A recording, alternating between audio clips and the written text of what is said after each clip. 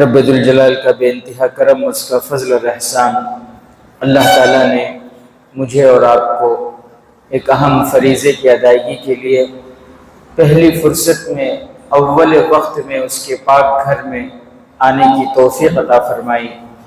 اللہ تعالیٰ ہمارے آنے کو، بیٹھنے کو، کہنے سننے کو بے انتہا قبول فرمائے۔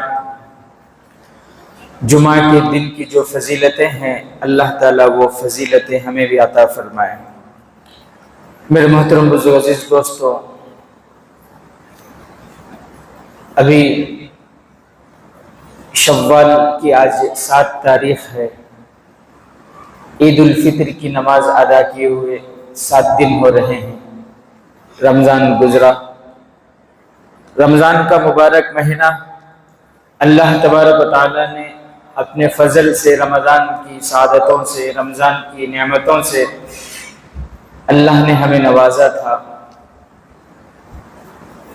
اللہ تبارک و تعالیٰ نے رمضان میں ہمیں عبادت کی توفیق عطا فرمائی تھی، تو اس لیے سب سے پہلے تو ہم اللہ کا شکر ادا کریں کہ اللہ تیرا شکر ہے کہ تو نے ہماری زندگی اتنی لمبی کی کہ زندگی میں ایک مرتبہ تو نے پھر رمضان کا مبارک مہینہ نصیب کیا، رمضان کی عبادتیں نصیب کی، کیونکہ قرآن میں ہے لَإِن شَكَرْتُمْ لَأَزِيدَنَّكُمْ کہ شکر کرنے پر اللہ تعالیٰ اور نعمتیں عطا فرماتے ہیں۔ مزید اللہ رمضان کا مبارک مہینہ ہماری زندگی میں اللہ نصیب فرمائیں گے۔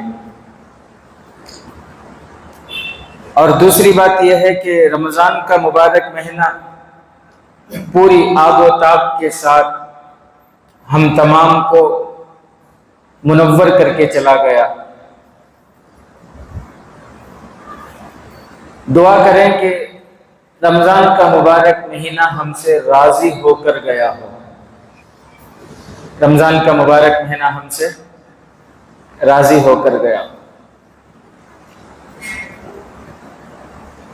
اب جیسے ہی عید کی نماز ہوئی ہفتے کے دن، اور عید کی نماز کے بعد سے اب یہ جو پورا ایک ہفتہ گزرا، مسجدوں کو دیکھ کر لگتا نہیں کہ یہ وہی مسجدیں ہیں جو بھری ہوئی ہوتی تھی، رمضان کے مبارک مہینے میں بھری ہوئی ہوتی تھی۔ کہاں گئے وہ لوگ جو پہلی صف میں کھڑے ہونے کے لیے جدوجہد کرتے تھے، کوشش کرتے ہوئے نظر آتے تھے، جن کی یہ خواہش ہوتی تھی کہ پہلی صف میں نماز پڑھنا ہے؟ کہاں گئے وہ لوگ جو رمضان کے مبارک مہینے میں مسجد میں بیٹھ کر قرآن کی تلاوت کرتے تھے؟ کہاں گئے وہ لوگ جو مسجد میں بیٹھ کر ذکر اذکار کرتے تھے رمضان کے مبارک مہینے میں؟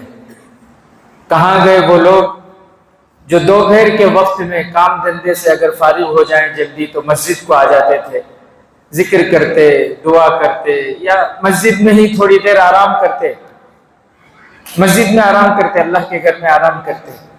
کہاں گئے وہ لوگ جو رمضان کی راتوں میں، طاق راتوں میں پوری رات عبادت کے ساتھ گزار دیتے تھے؟ کہاں گئے وہ لوگ جو اکثر نمازوں میں وقت سے پہلے رمضان میں مسجد کو آ جاتے تھے اور نماز کے انتظار میں بیٹھے رہتے تھے؟ کہاں گئے وہ لوگ؟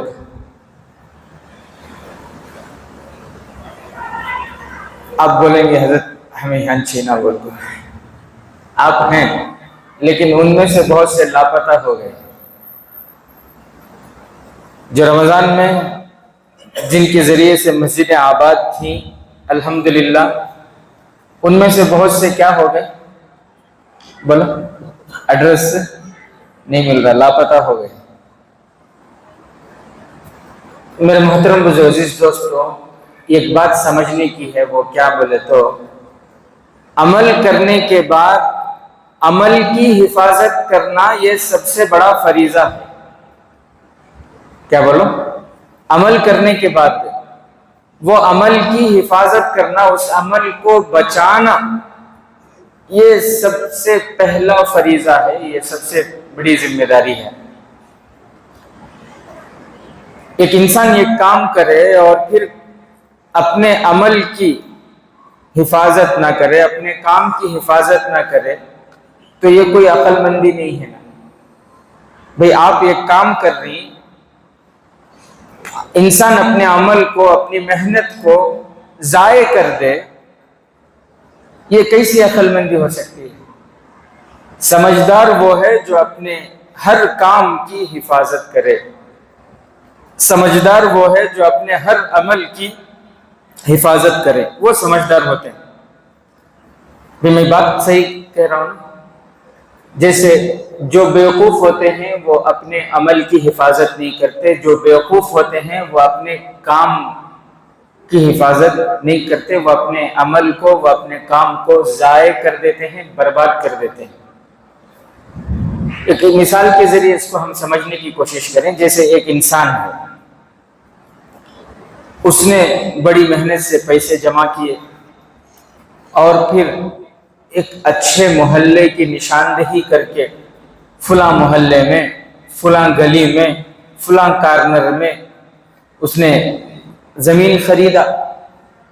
1 مہینے سے اس نے گھر بنایا، گھر بنانے میں 1 مہینے لگے، اور پھر اس سے پہلے مشورے، انجینئروں سے مشورے، عالموں سے، مفتیوں سے مشورے، بیڈ روم ایسا ہو، انٹرنس ایسا ہو، لیونگ ہال ایسا ہو، کچن ایسا ہو، سیڑھیاں کہاں ہونا، بیت الخلا کیسا ہونا، ٹائلز کون سا لگنا، کام والے کہاں کے ہونا، یہ ساری محنتیں 1 مہینے تک اچھی پورا گھر بنوایا، کام کرایا، 1 مہینہ ہوتے ہی پورا گھر توڑ دیا۔ 1 مہینہ ہوتے ہی کیا کرا؟ پورا گھر ڈھا دیا، چاند دستے ہی مسجد چھوڑ دیا۔ اب 1 مہینہ ہوتے ہی اگر انہیں گھر توڑ دے تو آپ کیا بولیں گے اسے؟ عقل مند بولیں گے، بیوقوف بولیں گے؟ بھئی آپ بولیں نا، کیا بولیں گے آپ؟ بیوقوفی تو بولیں گے۔ بھائی جب توڑنا ہی تھا، جب گھر توڑنا ہی تھا تو پھر پیسے خرچ کیوں کیے؟ اتنے قیمتی پتھر کیوں لگائے؟ اور پھر کام والے کو وہاں سے کیوں بلائے؟ اتنی محنتیں کیوں کی؟ اتنے پیسے کیوں خرچ کیے جب توڑنا ہی تھا؟ تو میرے عزیز ساتھیوں، عمل کرنے کے بعد عمل کی حفاظت کرنا یہ سب سے بڑی ذمہ داری ہے۔ سمجھدار وہ ہوتے ہیں جو اپنے عمل کی حفاظت کرتے ہیں، جو اپنے نیکیوں کی حفاظت کرتے ہیں۔ یہ میں جو آپ کو بتا رہا ہوں، یہ میں اپنے دل سے نہیں بتا رہا ہوں۔ آپ سوچیں گے کہ میں اپنے طور سے بتا رہا ہوں، میں قرآن کی روشنی میں آپ کو بتا رہا ہوں۔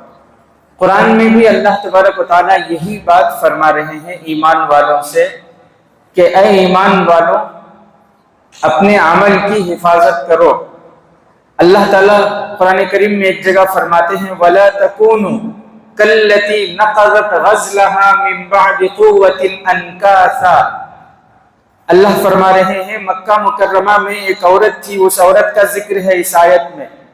اس عورت کی طرح مت بنو، یہ اللہ مجھے، آپ کو، پوری امت کو، قیامت تک آنے والے ہر مومن کو اللہ حکم دے رہے ہیں کہ اس مکہ مکرمہ کی عورت کا ذکر کر کے کہ اس عورت کی طرح مت بنو۔ پاگل تھی وہ عورت۔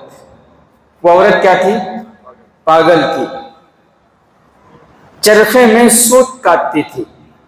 چرخہ ہوتا ہے جس میں پہلے زمانے میں ہوتا تھا چرخہ، گاندھی جی کی فوٹو دیکھے ہوں گے آپ چرخے کے ساتھ، اس میں وہ سوت کاٹتے ہیں، پھر وہ سوت سے دھاگا بنتا ہے، پھر وہ دھاگے سے کپڑے بنے جاتے ہیں۔ پہلے ہوتا تھا، ہمارے ہندوستان میں بھی وہی تھا نا پہلے۔ پھر وہ دھاگے سے کپڑے بنتے اور کپڑے استعمال ہوتے تھے۔ آج جیسے گھر گھر بیڑی بننے کا رواج ہے، پہلے تھا، اب وہ بھی کم ہو گیا۔ تو پہلے، اس سے پہلے ہے نا، یہ چرخے کا رواج تھا۔ گھر گھر میں مستورات عورتیں یہی کام زیادہ کرتی تھیں، وہ سوت کاٹتی تھی، پھر وہ سوت سے دھاگا بنتا تھا، پھر وہ دھاگے سے کپڑے بنتے تھے۔ یہ جب ٹیکسٹائلز کمپنیز جب نہیں تھی تو اسی کا جو ہے رواج زیادہ تھا۔ یہ کمپنیاں، کپڑوں کی کمپنیاں آنے کے بعد پھر وہ چرخے کا ختم ہو گیا دھیرے دھیرے۔ تو وہ عورت کیا کرتی تھی صبح سے شام تک، وَلَا تَكُونُوا كَالَّتِي نَقَضَتْ غَزْلَهَا، اللہ فرما رہے ہیں کہ وہ عورت صبح سے شام تک چرخہ جو ہے وہ سوت کاٹتی رہتی تھی۔ جب شام ہو جاتی وہ دھاگا بن جاتا تھا تو شام کو پورا پرزے کر دیتی تھی۔ شام کو کیا کرتی تھی، وہ جو سوت کاتی ہوئی ہے، جو دھاگا ابھی بننے والا ہے، اتنی محنت سے شام تک محنت کر کے سوت کاتی، اور پھر جو ہے شام کو وہ دھاگے کو کیا کر دیتی تھی، الگ الگ کر دیتی تھی، پھر پورا ریشہ کر دیتی تھی۔ وَلَا تَكُونُوا كَالَّتِي نَقَضَتْ مِن بَعْدِ قُوَّةٍ أَنْكَاثًا، اس کو بنانے کے بعد پھر اس کو توڑ دیتی تھی۔ تو اللہ فرما رہے ہیں تم اس عورت کی طرح مت بنو، نیکی کرنے کے بعد پھر اسے ضائع مت کرو، نیکی کرنے کے بعد اسے ضائع مت کرو۔ یا ایھا الذین آمنوا لا تبطلوا اعمالکم، اے ایمان والو اپنی نیکیاں، اپنے اعمال برباد مت کرو، اپنی نیکیاں برباد مت کرو۔ اب رمضان کا مبارک مہینہ اللہ تعالیٰ نے اپنے فضل سے مجھے اور آپ کو عطا فرمایا تھا، اور ہم نے رمضان کے مبارک مہینے میں الحمدللہ روزے رکھے، اور پھر رات میں تراویح پڑھے، تراویح میں قرآن سنتے رہے، اور زکوٰۃ ادا کرتے رہے، صدقہ فطر ادا کیے، اور پھر لوگوں کے ساتھ خیر خواہی کرتے رہے، رشتہ داروں کے ساتھ صلہ رحمی کیے، اور پھر غریبوں کا خیال کرتے رہے۔ رمضان کے مبارک مہینے میں قرآن کی تلاوت کرتے رہے، ذکر کرتے رہے، اور رات کو جب سحری کے لیے اٹھتے تھے تو تہجد کی نماز بھی پڑھتے تھے، تہجد پڑھتے رہے۔ رمضان کے مبارک مہینے میں مناجات کرتے رہے۔ رمضان کے مہینے میں ہم گناہوں سے بچتے رہے۔ رمضان کے مہینے میں ہم رزق کے معاملے میں، کھانے پینے کے معاملے میں بہت احتیاط سے کام کرتے تھے کہ کوئی حرام غذا نہیں کھانا۔ افطار کے موقع پر ہم احتیاط سے کام کرتے تھے کہ رمضان پورا دن روزے سے تھے، کہیں ایسا نہ ہو کہ کوئی حرام غذا سے افطار کرا دے، بہت احتیاط۔ رمضان کے مہینے میں ہم جھوٹ سے بچتے رہے، رمضان کے مہینے میں ہم غیبت سے بچتے رہے، رمضان کے مہینے میں ہم نے اپنے آنکھوں کی حفاظت کی، ہم نے اپنے کانوں کی حفاظت کی، رمضان کے مہینے میں ہم اپنے خیالات کی حفاظت کی، ہم اپنے دل کی حفاظت کی، برے خیالات سے بچتے رہے۔ رمضان کے مہینے میں یہ تمام نیکیاں جو ہم کرتے رہے، اب رمضان کے بعد کیا کرنا ہے؟ اب رمضان کے بعد سوال یہ ہے کہ اب رمضان کے بعد کیا کریں؟ تو اس کا جواب یہی ہے کہ رمضان کے بعد انہی اعمال پر جم جانا ہے۔ اب رمضان کے بعد کیا کرنا ہے بھائی؟ جو رمضان میں نیکیوں کی عادت ہمیں ڈالی، رمضان کے مبارک مہینے کی برکت سے جن نیکیوں پر ہم آ گئے تھے، وہ نیکیاں، انہی نیکیوں پر اب ہمیں کیا کرنا ہے؟ جم جانا ہے۔ بقیہ 11 مہینے انہی نیکیوں کے ساتھ ہم گزارنے والے بنے، اس طرح کوشش کرنا کریں گے بھی انشاءاللہ۔ رمضان کے مبارک مہینے میں مثال کے طور پر سحری کے لیے اٹھتے تھے تو تہجد ضرور پڑھتے تھے، وہ پڑھتے تھے کہ نہیں پڑھتے تھے؟ پیارے نبی صلی اللہ علیہ وسلم کا پوری زندگی معمول رہا 8 رکعت تہجد کا۔ کبھی کبھار اگر نہیں پڑھے تو اس کی حکمتیں ہیں، مصلحتیں ہیں، وہ الگ ہے، لیکن اکثر ہمارے نبی صلی اللہ علیہ وسلم کا معمول کیا تھا؟ 12 مہینے تہجد میں کتنی رکعت پڑھتے تھے؟ بولو کتنی رکعت؟ 8 رکعت۔ رمضان کے مہینے میں ہی نہیں، شوال میں بھی، ذی القعدہ میں بھی، ذی الحجہ میں بھی، محرم میں، سفر میں، ربیع الاول، ربیع ثانی، 12 مہینے ہمارے نبی صلی اللہ علیہ وسلم کا معمول تھا فجر سے پہلے تہجد میں کتنی رکعت پڑھتے تھے؟ 8 رکعت۔ یہ میں آپ کو اس لیے بتا رہا ہوں کیونکہ بہت سے لوگ یہ غلط فہمی میں ہیں کہ تراویح کی نماز 8 رکعت ہے۔ کیوں بولے تو حضور صلی اللہ علیہ وسلم 8 رکعت اس نہ پڑھتے تھے، بھئی وہ 8 رکعت 12 مہینے پڑھتے تھے، وہ تہجد کی نماز، وہ تراویح کی نماز رمضان میں ہے، خالی 1 مہینہ۔ اگر وہ حدیث آپ لے رہی تو 12 مہینے آپ 8 رکعت پڑھو۔ وہ تہجد کی حدیث کو لا کر کہاں فٹ کرتے انہوں؟ تراویح کو فٹ کرتے۔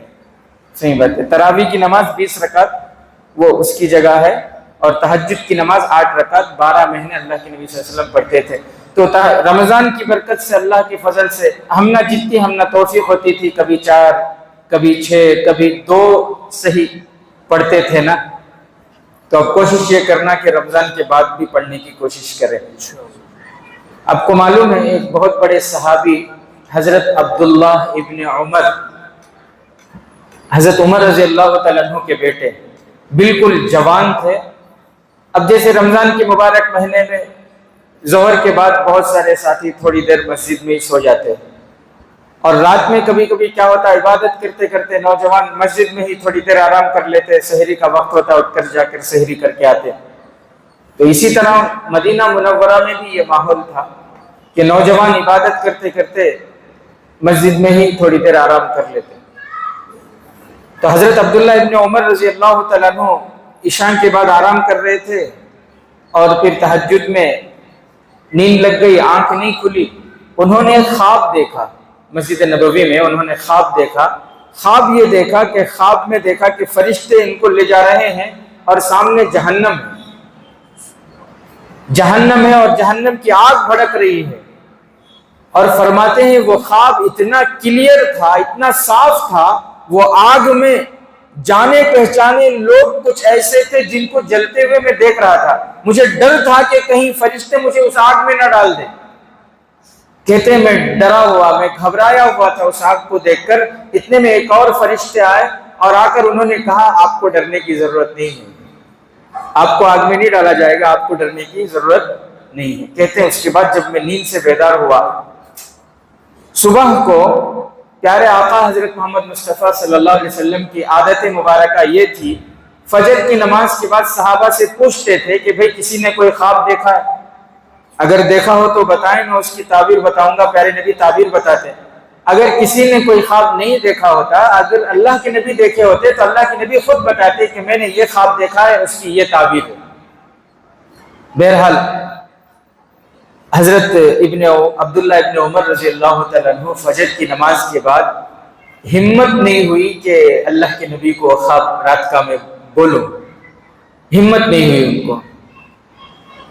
تو انہوں نے کیا کیا کہ ان کی بہن حضرت حفصہ رضی اللہ تعالیٰ عنہ، ام المومنین حضرت حفصہ جو حضور صلی اللہ علیہ وسلم کی نکاح میں تھیں، ان کی بہن سے انہوں نے کہا، بڑی تھی ان سے کہا کہ میں نے ایسا خواب دیکھا ہے، اور مجھے ہمت نہیں ہو رہی کہ میں اللہ کے نبی کو کیسے یہ خواب سناؤں، تو اس لیے آپ حضور صلی اللہ علیہ وسلم سے یہ خواب سناؤ، اور اس کی کیا تعبیر وہ ذرا پوچھ کر مجھے بتاؤ۔ تو حضرت حفصہ رضی اللہ تعالیٰ عنہ پیارے نبی صلی اللہ علیہ وسلم کے سامنے اپنے بھائی کا خواب بیان کیے کہ انہوں نے اس طرح خواب دیکھا عبداللہ ابن عمر نے، اور وہ تعبیر پوچھ رہے تھے۔ تو اللہ کے نبی صلی اللہ علیہ وسلم نے فرمایا کہ کوئی گھبرانے کی بات نہیں، بہت اچھا خواب ہے، عبداللہ بہت اچھے ہیں، عبداللہ بہت اچھے ہیں، کاش کے رات میں تھوڑی دیر جاگ لیتے، یعنی تہجد اگر پڑھ لیں تو بہت اچھے ہیں۔ اللہ کے نبی نے کیا فرمایا؟ عبداللہ بہت اچھے ہیں، کاش کے رات میں تھوڑی دیر اگر وہ جاگ لیں۔ تب حضرت حفصہ رضی اللہ تعالیٰ عنہ جب اپنے بھائی حضرت عبداللہ کو حضور صلی اللہ علیہ وسلم کی یہ تعبیر سنائے، بات ہو گئی۔ اب اس کے بعد زندگی گزرتی رہی۔ حضرت عبداللہ ابن عمر رضی اللہ تعالیٰ عنہ کی یہ خاص بات یہ تھی کہ ان کی آنکھیں ذرا لال رہتی تھی، کبھی کسی نے ان کو اس بارے میں سوال نہیں کیا تھا۔ 30 سال کے بعد ایک مرتبہ شاگردوں کو حدیث پڑھا رہے تھے، ایک شاگرد نے ان سے پوچھا کہ حضرت آپ کی آنکھیں لال کیوں رہتی ہیں؟ کیا آنکھ میں کوئی درد ہے، تکلیف ہے، کوئی بیماری ہے؟ آپ کی آنکھیں میں دیکھتا ہوں ہمیشہ لال رہتی ہیں۔ جب اس شاگرد نے پوچھا تو اس وقت حضرت عبداللہ ابن عمر رضی اللہ تعالیٰ عنہ نے فرمایا کہ میری آنکھیں جو لال رہتی ہیں یہ ایک راز کی بات تھی، لیکن تم نے پوچھا، اب اگر میں نہ بتاؤں تو ہو سکتا ہے غلط فہمی ہو جائے۔ تو سنو، آج سے 30 سال پہلے میں نے خواب دیکھا تھا، اس وقت پیارے نبی نے فرمایا تھا کہ عبداللہ اگر رات کو تھوڑی دیر جاگ کر عبادت کر لے تو بڑا ہی اچھا انسان ہے۔ اس وقت سے لے کر آج 30 سال ہو گئے، رات کا اکثر حصہ میری عبادتوں میں گزرتا ہے، جاگ کر میں گزارتا ہوں، جس کی وجہ سے میری آنکھیں لال رہتی ہیں۔ اللہ اکبر کبیر۔ پیارے نبی کے ایک ایڈوائز پر پیارے نبی صلی اللہ علیہ وسلم کی ایک خواہش پر انہوں نے 30 سال سے وہ اس کو لازم پکڑ لیا۔ تو اللہ کے فضل سے رمضان کی برکت سے بہت ساری نیکیاں ہمارے اندر آئی۔ رمضان کے مہینے میں کسی سے ہم لڑتے نہیں تھے، جھگڑتے نہیں تھے، کوئی ہم سے لڑے تب بھی ہم دل میں سوچتے تھے روزے سے ہوں، رمضان کا مبارک مہینہ ہے۔ کوئی دوسرا بھی لڑے تو ہم کہتے تھے بھئی رمضان کے مہینے کی ذرا قدر کرو، عزت کرو، رمضان کا مہینہ خاموش ہو جاؤ، ذرا لڑو نہ کو، ہمیں دوسرے کو نصیحت کرتے تھے۔ تو رمضان کے بعد بھی چاہیے کہ ہم انہی اعمال پر قائم رہیں۔ غیبت نہیں کرتے تھے، غیبت نہیں سنتے تھے، تو رمضان کے بعد بھی ہم چاہیے کہ ہم بقیہ 11 مہینے بھی غیبت نہ کریں، کسی کی غیبت نہ سنیں۔ کریں گے بھائی انشاءاللہ۔ اب یہ جو مہینہ چل رہا ہے، اس مہینے کا نام شوال ہے۔ اس مہینے کی 5 باتیں میں آپ کو بتا دوں، اس کے بعد پھر انشاءاللہ بیان ختم ہوگا۔ سب سے پہلی بات، اس مہینے کی 5 باتیں ایسی ہیں جو اس مہینے کی فضیلت کے طور پر ہم مذاکرہ کر سکتے ہیں آپس میں۔ یہ مہینے کا نام شوال، اور یہ اسلامی مہینوں کے اعتبار سے 10واں مہینہ ہے۔ یہ کون سا مہینہ ہے؟ 10واں۔ اس کے بعد ذوالقعدہ ہے، اس کے بعد ذوالحج۔ ذوالقعدہ 11واں مہینہ، ذوالحج 12واں مہینہ، محرم پہلا مہینہ۔ تو یہ جو شوال کا مہینہ ہے، اس مہینے کی 5 خصوصیتیں ہیں۔ سب سے پہلی خصوصیت یہ ہے کہ اللہ تبارک و تعالیٰ نے دنیا بھر کے ایمان والوں کو 2 عیدیں عطا فرمائی ہیں۔ نمبر 1، رمضان کے بعد کون سی عید؟ عید الفطر۔ نمبر 2، عید الاضحیٰ۔ 2 ہی عیدیں اللہ نے مسلمانوں کو عطا فرمائی ہیں۔ تو ان 2 عیدوں میں جو سب سے پہلی عید ہے عید الفطر، وہ شوال کی 1 تاریخ کو منائی جاتی ہے۔ شوال کے ہم جو ابھی ہفتے کے دن عید الفطر کی نماز ادا کیے، تو وہ کون سی تاریخ تھی؟ شوال کی 1 تاریخ تھی۔ تو یہ اس مہینے کی سب سے پہلی فضیلت یہ ہے کہ شوال کی پہلی تاریخ کو پوری دنیا کے مسلمان عید الفطر کی نماز ادا کرتے ہیں۔ سعودی والے جمعہ کے دن عید الفطر کی نماز ادا کیے تو ان کے یہاں وہ شوال کی پہلی تاریخ تھی۔ ہم ہندوستان والے ہفتے کے دن عید الفطر کی نماز ادا کیے تو ہمارے یہاں شوال کی وہ پہلی تاریخ تھی۔ تو پوری دنیا میں شوال کی پہلی تاریخ کو عید الفطر کی نماز ادا کرتے ہیں۔ یہ شوال کی سب سے پہلی فضیلت ہوئی۔ شوال مہینے کی دوسری فضیلت کیا ہے؟ شوال مہینے کی دوسری فضیلت یہ ہے کہ اس مہینے میں 6 روزے ایسے ہیں جن کی فضیلت جناب آقا محمد الرسول اللہ صلی اللہ علیہ وسلم نے بیان فرمائی۔ اس حدیث کے راوی حضرت ابو ایوب انصاری رضی اللہ تعالیٰ عنہ ہیں۔ حضرت ابو ایوب انصاری رضی اللہ تعالیٰ عنہ فرماتے ہیں کہ جناب آقا محمد الرسول اللہ صلی اللہ علیہ وسلم نے فرمایا، من صام رمضان ایمانا و احتسابا غفر له ما تقدم من ذنبی، کہ جس نے بھی رمضان کے روزے رکھے، اللہ کے وعدوں پر یقین کرتے ہوئے ثواب کی امید سے رمضان کے روزے رکھے، اللہ اس کے پچھلے گناہوں کو معاف فرما دیتے ہیں۔ حدیث میں آگے ہے ومن اتبع ستم ومن اتبع ثم اتبع ستم من شوال کان کصیام الدہر، کہ رمضان کے بعد جس نے شوال میں 6 روزے رکھے ایسا ہے جیسا کہ اس نے، پیارے نبی نے فرمایا، جس نے شوال کے مہینے میں 6 روزے رکھے وہ ایسا ہے جیسے کہ پورے سال اس نے روزے رکھے۔ شوال کے مہینے میں 6 روزے رکھنے کی فضیلت جناب آقا فرماتے ہیں کہ 12 مہینے روزے نفل روزوں کا ثواب ملے گا۔ بھئی بات سمجھ میں سوال ذہن میں آتا ہوگا کہ 6 روزے پر 12 مہینے کے ثواب کیسے؟ تو اس کے لیے ہمیں قرآن کی ایک آیت کو سمجھنے کی ضرورت ہے۔ قرآن میں اللہ تعالیٰ فرماتے ہیں من جاء بالحسنۃ فلہ 10 امثالھا، اللہ فرما رہے ہیں جو ایک نیکی لے کر آئیں گے میں 10 گنا بڑھا کر ان کو نیکی، یعنی آپ نے 1 روپیہ صدقہ کیا تو 10 روپیہ صدقہ کرنے کا ثواب میں اسے دوں گا۔ 1 لاکھ آپ نے صدقہ کیا تو اللہ فرما رہے ہیں 10 لاکھ صدقہ کرنے کا میں ثواب عطا کروں گا۔ تو اسی طرح آپ دیکھیں رمضان کے 30 روزے اور رمضان کے بعد شوال کے 6 روزے، ٹوٹل کتنے ہوئے؟ 36 چاند کے اعتبار سے سال کے 360 دن ہوتے ہیں۔ چاند کے اعتبار سے سال کے کتنے دن ہوتے ہیں؟ 360۔ اب یہ 30 کو 6 کو 10 سے ضرب دیو، کتنا ہوتا ہے؟ 360۔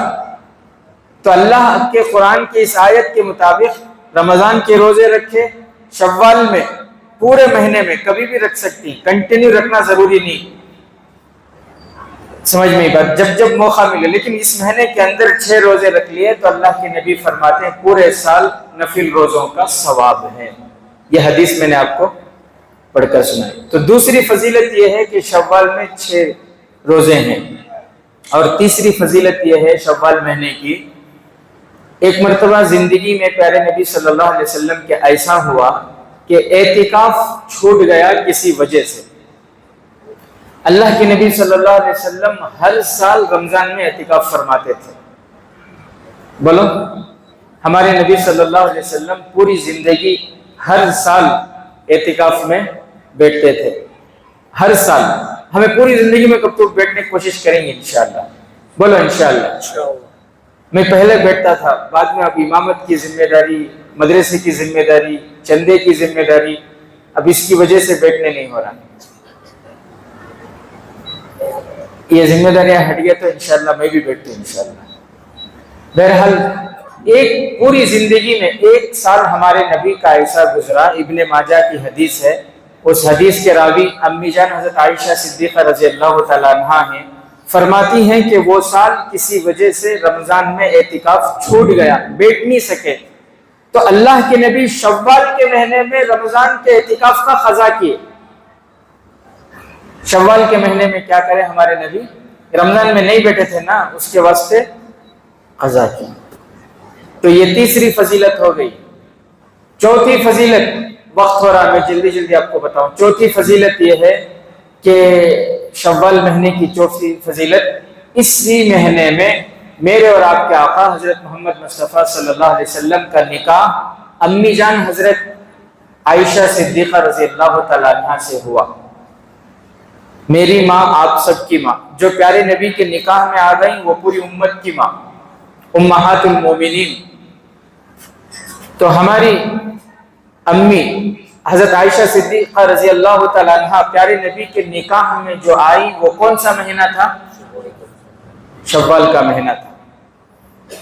پہلے عرب میں لوگ شوال کے مہینے میں نکاح کرنے کو منحوس سمجھتے تھے۔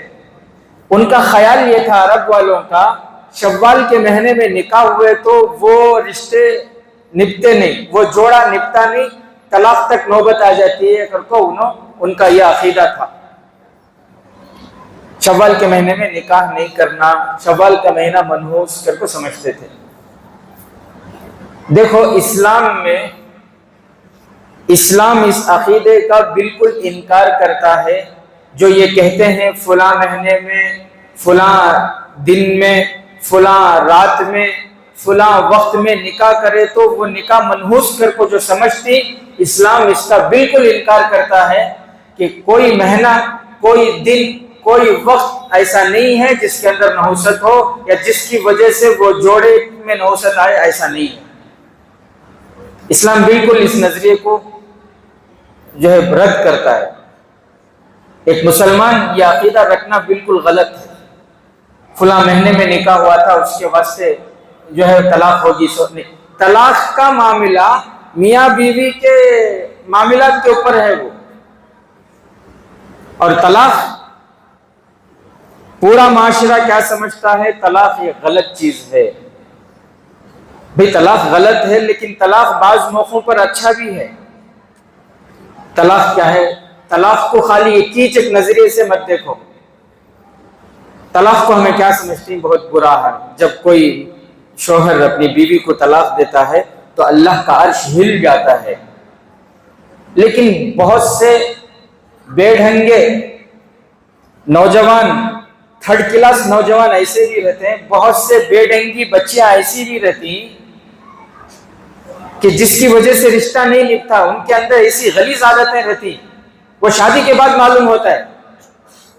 اب اس کی وجہ سے میاں بیوی روز لڑ رہی، بچوں کے سامنے لڑ رہی، پورے گھر میں تماشا ہو رہا ہے، پورے خاندان والے پریشان ہو رہی، تب نہیں بولتے اللہ کا عرش ہل رہا کر کو نہیں بولتے، طلاق دے لے تو ہل جاتا ہے۔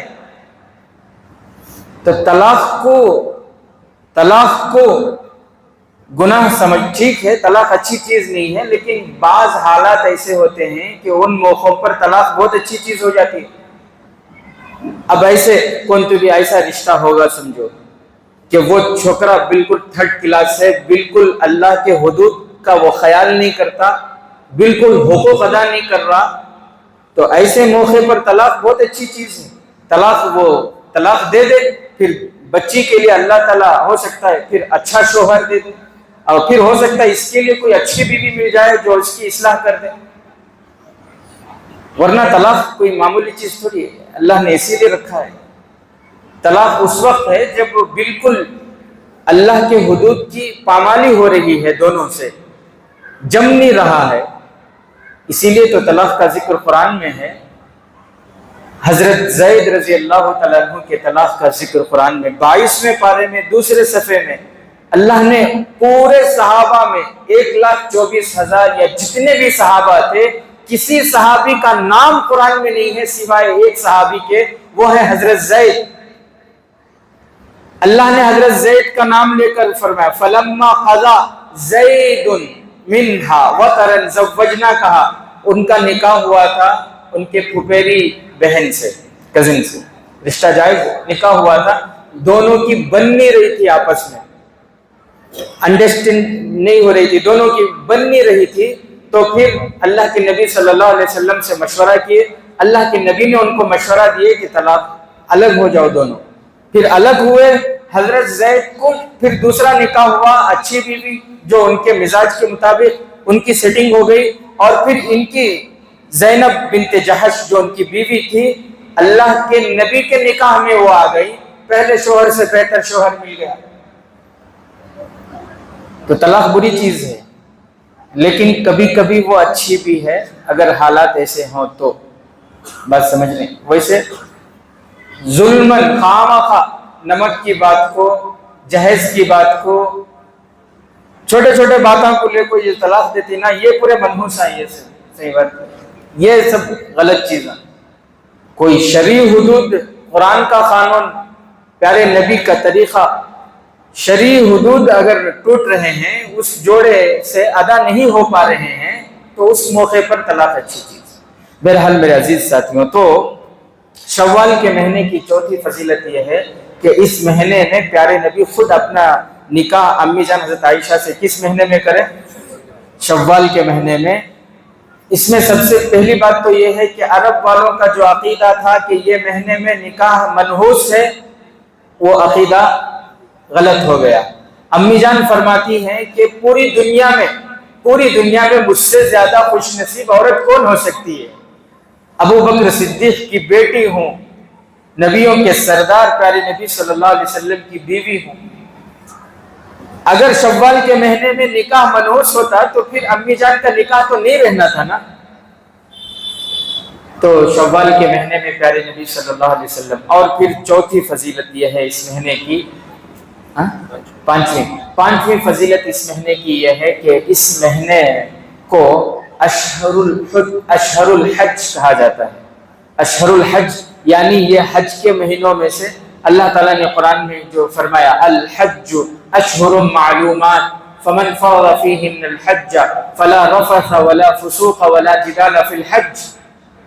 حضرت عبداللہ ابن عباس رضی اللہ تعالیٰ عنہ، اسی طرح حضرت عبداللہ ابن عمر رضی اللہ تعالیٰ عنہ، تفسیر ابن کثیر جو قرآن کی تفسیر کی کتاب ہے، اس میں انہوں نے لکھا ہے کہ حج کے مہینے معلوم ہیں۔ یہ جو معلوم ہے اللہ نے فرمایا، تو بڑے بڑے مفسرین قرآن جیسے یہ صحابی، دو صحابی کا نام میں نے آپ کے سامنے لیا، ان کی رائے یہ ہے کہ حج کے مہینے جو اللہ نے بتائے ان مہینوں سے مراد شوال کا مہینہ ہے، ذی القعدہ کا مہینہ ہے، اور ذی الحج کے شروع کے 10 दिन, یہ حج کے شروع کے چند دن یہ حج کے مہینے ہیں۔ اچھا حج کی بات آئی تو ایک بات عرض کر دوں اگر آپ کی طرف سے اجازت ہو۔ حج کے سلسلے میں 5 باتیں آ گئی نا، شوال مہینے کی فضیلت۔ حج کے سلسلے میں بہت سے لوگوں کا خیال کیا ہے، حج کس کے اوپر فرض ہے؟ دیکھو حج فرض رہا تو زندگی میں ایک مرتبہ حج کرنا ضروری ہے، لازم ہے۔ حج کس کے اوپر فرض ہے؟ حج فرض ہونے کے واسطے سونا اتنے ہونا، چاندی اتنا گرام رہنا، کیش اتنا رہنا، یہ سب کیا بھی ضروری نہیں ہے۔ 3 چیزاں حج فرض ہونے کے واسطے، بھائی بولو کتنے چیزاں؟ 3 چیزاں حج فرض ہونے کے واسطے۔ نمبر 1 کیا ہے بولے تو آنے جانے کا خرچہ ہو۔ نمبر 1 کیا ہے؟ آنے جانے کا کرایہ ہو۔ نمبر 2 واپس آنے تک یہاں جو گھر والے رہتی، گھر والوں کو خرچہ دے کر جانا، اتنا خرچہ ہو، اس کے پاس اتنے پیسے ہوں کہ آنے تک خرچہ دے کر جانا۔ نمبر 3 راستہ پرامن رہنا، آنے جانے کا کرایہ رہنا، گھر والوں کا خرچہ آئے تک کا، اور پھر نمبر 3 کیا ہے بولے تو راستہ کیا رہا؟ پرامن ہو۔ اب یہ جو نمبر 3 ہے راستہ پرامن ہو، یعنی پہلے زمانے میں اونٹاں کو سفر کرتے تھے، گھوڑوں کو، جانوراں کو سفر کرتے تھے، راستے میں چوراں ڈاکواں لٹیرے لوٹ لیتے تھے، پہلے وہ راستے پرامن نہیں ہوتے تھے۔ اب وہ کیا بھی سوالش نہیں، ڈائریکٹ یہاں بنگلور میں بیٹھے، جدہ میں اترے، ریاض میں اترے، ڈائریکٹ چلے جاتے، کیا بھی ویسا کرتے، ڈاکواں کا بیچ میں ہائیجیک کا کیا بھی خوف ہے، کیا بھی نہیں ہے، راستہ یہ تیسری نکال لو لوگ، وہ تیسری کی ضرورت ہی نہیں ہے، راستہ پرامن ہے۔ اب راستہ کیا ہے؟ پرامن ہے۔ اب 2 چیزاں، آنے جانے کا کرایہ اور آئے تک کا گھر کا خرچہ، یہ 2 چیزاں اتنا اگر ہے، جس کے پاس بھی اتنا ہے اس کے اوپر حج فرض ہے۔ جن کے پاس اتنا ہے، اتنی وسعت ہے، آنے جانے کے کرائے کے پیسے ہی، آئے تک کا گھر کا خرچہ دینے کی طاقت ہے، تو ان کے اوپر کیا ہے بھائی بولو؟ بھائی بولو حج فرض ہے۔ اور حج فرض ہو اور اس کے بعد بھی ہمیں تاخیر کرے نہیں، بعد میں آئندہ سال نہیں، ذرا بچے کی شادی، بچی کی شادی، پھر کیا کی ادھر کی نہیں، ذرا گھر بنا لیتا ہوں، ذرا دکان بنا لیتا ہوں، یہ ہمیں ڈیلے کرتے رہے، خدا نہ خواستہ موت آ گئی تو پیارے نبی حضرت محمد مصطفیٰ صلی اللہ علیہ وسلم جو اپنے امت پر اتنے مہربان، اتنے شفیق، اتنے رحیم، اتنا چاہنے والے، اتنی محبت کرنے والے، امت کے لیے جب دعا کے لیے کھڑے ہوتے تھے اتنی لمبی دعا کرتے تھے کہ پاؤں پھول جاتے تھے۔ اللہ قرآن کی آیت اتارتے، ما انزلنا علیک القرآن لتشقی، یہ شریعت ہم نے اس لیے نہیں اتاری کہ آپ اپنے آپ کو اتنی تکلیف میں ڈالو، آپ اپنے آپ کو اتنی مشقت میں ڈالو۔ ایسے پیارے نبی اتنا چاہنے والے اس امت کو، اگر وہی امتی جس کے اوپر حج فرض تھا ڈیلے کرتے موت کا وقت آ گیا، اس نے حج نہیں کیا، تو پیارے نبی اتنا غصہ ہوتے ہیں، اتنا غصہ ہوتے ہیں۔ پیارے نبی نے فرمایا حج فرض تھا، حج ادا نہیں کیا، اب چاہے وہ یہودی ہو کر مرے، عیسائی ہو کر مرے، میرا اس سے کوئی تعلق نہیں، کوئی لینا دینا نہیں۔ اللہ اکبر۔ پیارے نبی اتنے رحم والے، حج نہ کر کے مر جانے والے پر اتنا غصہ ہو رہے ہیں، تو یہ بہت بڑا فریضہ ہے۔ تو اس لیے جن کے اوپر فرض ہے وہ کوشش کریں جلد سے جلد ادا کرنے کی۔ اس سال نہیں ہوا، آئندہ سال کوشش کریں جلد سے جلد، اگر فرض ہے تو اس کو جلدی، ایک مرتبہ حج جن کے اوپر فرض ہے ایک مرتبہ کرنا ضروری ہے۔ یہاں اپنے دماغ مت دوڑاؤ۔ ہمارے آدمیاں کیا کرتی ہیں تو ہر چیز میں دماغ دوڑاتی ہیں، ہر چیز میں دماغ دوڑاتی ہیں۔ حج کے موقع کو کیا بولتی معلوم ہو؟ اتنے آدمیاں جاری نہ لاکھوں کے روپے خرچ کر کو وہ پیسے ہمیں غریبان کی شادی کر دے تو غریبی ختم ہو جاتے ہیں معاشرے سے۔ بولتے نہیں بولتے بھی، بولتے نہیں بولتے۔ قربانی کا موقع آ رہا، دیکھو اب بھی ویسا بولتے ہیں، اتنے لاکھوں روپے خرچ کر رہے ہیں، پوری دنیا کا حساب کرتے ہیں، لاکھوں کے روپے خرچ کر کو اتنا قربانی کر رہی نا، جانورہ ذبح کر رہی نا، وہ پیسے ہمیں غریبان کی شادی، غریب بچی کی شادی کر دے لیتا ہوں، وہ پیسے ہمیں اسکول بنا دے لیتا ہوں، وہ پیسے ہمیں اسپتال بنا دے لیتا ہوں، ہماری کرپیا کہتی کی پیسے پورے پانی میں جاری کی۔ یہ خیال ان کو، ان کا گھر بنانے سے ان کو نہیں آتا۔ دیکھو प्लॉट खरीदने से हमको नहीं आता ये ख्याल, में खरीद दूँ ना प्लॉट, एक पैसे में ही गरीब की शादी पहले कर दे, तो ये ख्याल तब नहीं आता। देखो मैं कहीं बोलूंगा तो गुज़िश्ता बकरीद के मौके को ऐसा चेक, मस्जिद के जिम्मेदार मेरे साथ ऐसा बातचीत करते हुए, एक मस्जिद के जिम्मेदार बोल रहा हूँ इसमें, बाद में हमारे मस्जिद के जिम्मेदार समझ जाएंगे तुम्हें, एक मस्जिद के जिम्मेदार बातचीत लिबरल किस्म के बातचीत करते हुए क्या बोले, हजरत पूरे मंडिया में है नहीं कम से कम 2000 बकरियां कुर्बान होती। कितने? 2000 बकरियां। उन्होंने एक मोटा मोटा हिसाब डाली है, हजरत बोल को हिसाब डाले, एक बकरे को अब 15 के भी रहती, 20,000 के भी रहती, 25,000 के भी रहती, नको 10,000 हिसाब डाली है। 10,000 से हिसाब डाल को उन्होंने बोले पूरे मंडिया से 2000 बकरियां 2 करोड़ रुपए की कुर्बानी होती है। वो 2 करोड़ रुपए एक साल कुर्बानी देना नहीं, 2 करोड़ रुपए में एक अच्छी से अच्छी स्कूल बनाई जाए, कॉलेज बनाए जाए, नहीं तो छाती भी एक रखे जाना हजरत, ऐसा करे जाना, नहीं तो कितने गरीब बच्चों की शादियां करे जा। ऐसा ये इबादत हज के मौसम में, कुर्बानी के मौसम में बाज लोगों के दिलों में ऐसे ख्यालात शैतान डालता है, वो आपकी इबादत को खराब करने के लिए ऐसे सवाल रखते हैं। उनके जहनों में ये ख्याल नहीं आता ये पूरे खास घराम बनी ना करोड़ों के रुपए डाल को ये पूरे करोड़ों के रुपए से करे जा, वो ख्याल नहीं आता। मेरे जहन में बाद में बात आई, तब भी चाहती तो मैं उनके सामने रख डालता था, लेकिन बाद में बात आई मेरे जहन में, इन्हों बकरियां का हिसाब कर रही ना, वो छोड़ो, पूरे मंडिया शहर में वोट डालने वाले कितने ही 30,000 से जायद हैं। 30,000 ही रख लियो, 30,000 से जायद ही 30,000 रख लियो बालिग मर्दा। ये 30,000 आदमियों के पास भी मोबाइल हैं भाई, हैं कि नहीं? किसी के पास 20,000 का है, किसी के पास 40, 1 लाख 2 लाख 3 लाख के मोबाइल भी हैं, अल्हम्दुलिल्लाह, अल्लाह भी बरकत दे। अब ये 30,000 के पास जो मोबाइल हैं, एक मोबाइल की कीमत 10,000 ही रखो, एक एवरेज 30,000 मोबाइल की कितने होती? 30 करोड़ रुपए हो जाती ना।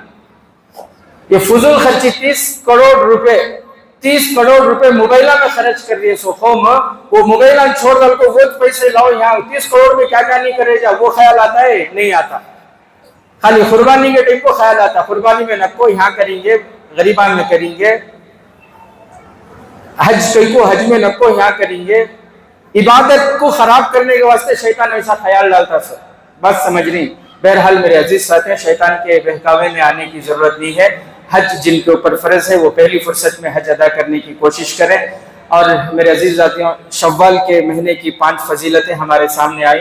अल्लाह से दुआ है कि अल्लाह तबारक व तआला हमें इस महीने की कदर करने की तौफीक अता फरमाए।